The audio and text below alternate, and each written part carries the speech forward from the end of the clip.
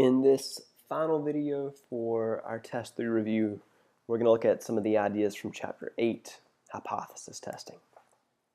Number 1 is all on its own. It says a company claims that only 3% of its light bulbs are defective.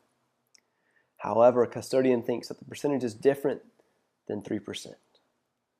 Suppose that the custodian tests 300 randomly selected light bulbs and finds that 21 are defective.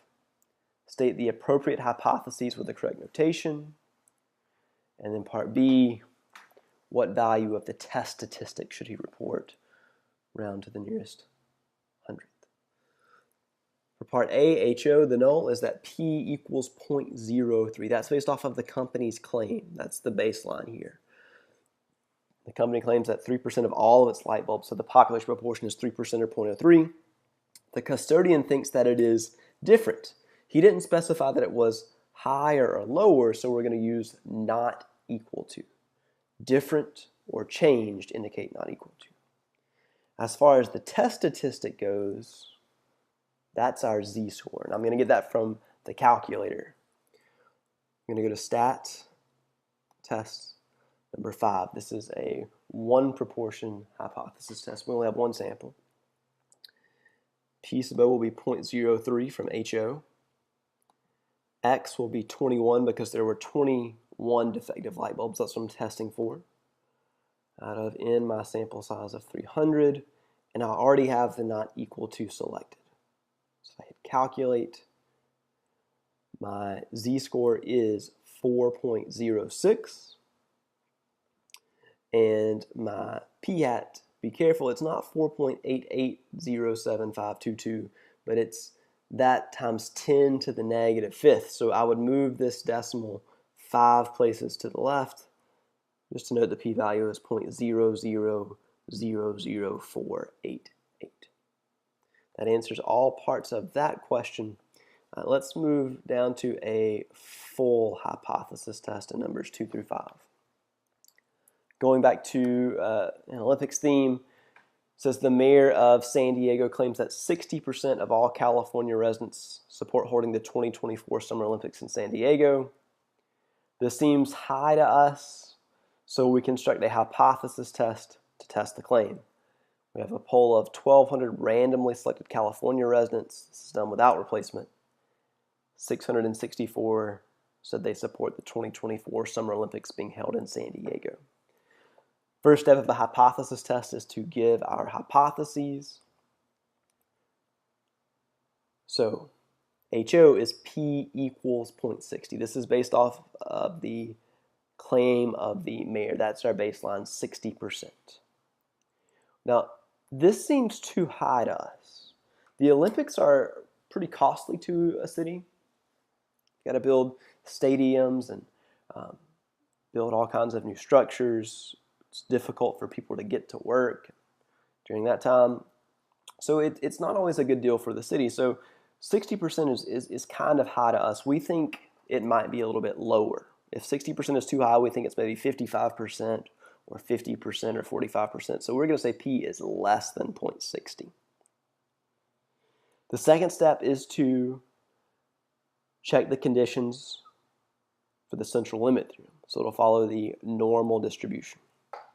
The two we focus on are, number 1, is it random? We can say that's met because it says it was a random sample, so it was a poll.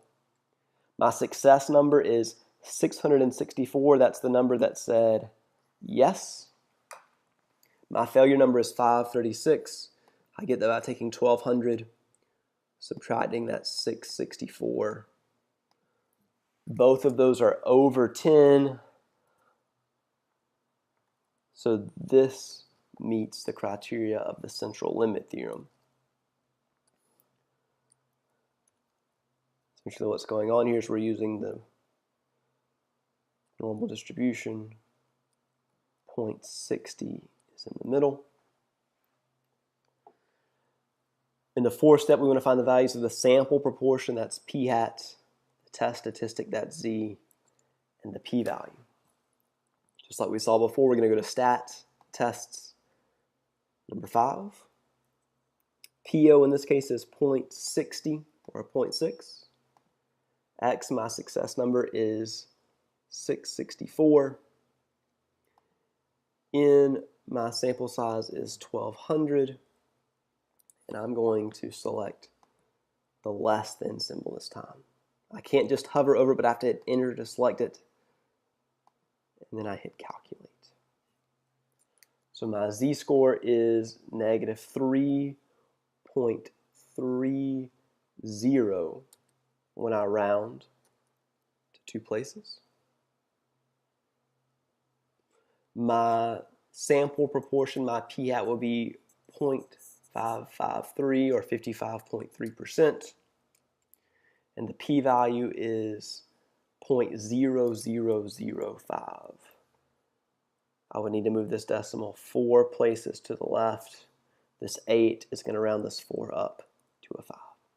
So my sample proportion, my p-hat,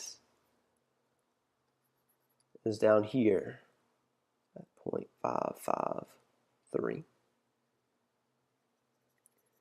And this associated p-value is very, very small. It's 0.0004. So this is not an accurate picture. We want to see, is this low enough below 60 to allow for us to reject HO? So in order to do that, we move to number 5. It says, using 0.05 as the level of significance, make a decision about the null hypothesis and a conclusion about the alternative hypothesis. My p-value is less than my alpha in this case. 0.0005 is less than 0.05. That means we reject HO. We can say the data are statistically significant to conclude that somewhere less than 60% of all California residents support the 2024 Summer Olympics being held in San Diego. The mayor's claim is too high based off of our sample and the statistics we calculated. Before I move to the final question of this review, I want to go back to the central limit theorem component. I use the actual number of successes and actual number of failures. You can use the expected number of successes and failures here. You could say the success number is N times P. N is 1200 times P from HO was 0.60. That's going to give you 720, which is over 10. And that means your failure number, your N times 1 minus P, well, that would have to be 480. You can just take your 1200 and subtract, that's 720. Either way, both success numbers are over 10, both failure numbers are over 10. So the central limit theorem we've met, our sample size is large enough. Final question for our test review, and this actually goes back to chapter 7. I just didn't have room on the previous page. It says a 99% confidence interval is calculated to be 42% to 48%. What is the margin of error? So to get this, I took p-hat, my sample proportion, and I subtracted that margin of error, and I added that margin of error. Right in the middle of these two numbers is my p-hat. So I could find the average of 42 and 48, which is 45. Just add them together, divide by 2, and so p-hat is 45%. To get my margin of error, I can take that 45%, that p-hat, and subtract the first number of 42%, and that would give me 3%. If you take 45% and you take away 3%, that's going to give you your lower number, your 42.